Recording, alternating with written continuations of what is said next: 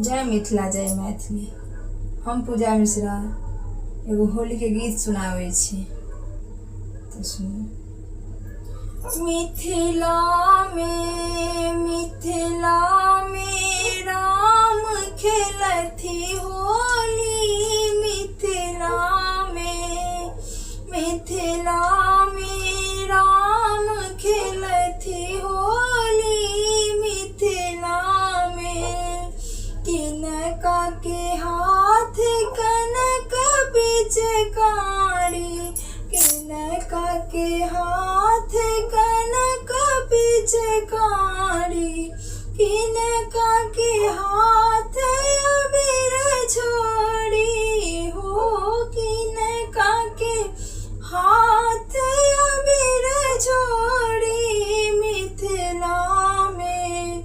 मिथिला में राम खेलथे होली। मिथिला में राम जी के हाथ कनक पिचकारी। राम जी के हाथ कनक पिचकारी। सीता के हाथ अबीर छोड़ी हो। सीता के हाथ अबीर छोड़ी। मिथिला में राम खेलथे होली। मिथिला में किनका के भींगे पियर पीताम्बर। किनका के भीजे पियर। किनका के भीजे पियर पीताम्बर। किनका के भीजे कुसुम चुनरी हो। किनका के भीजे कुसुम चुनरी।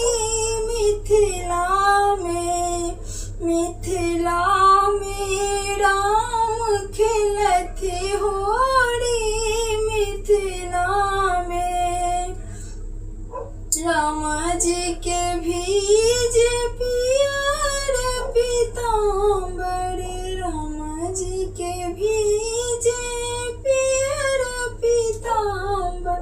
सीता के भीजे कुसुम चुनरी हो। सीता के भीजे कुसुम चुनरी।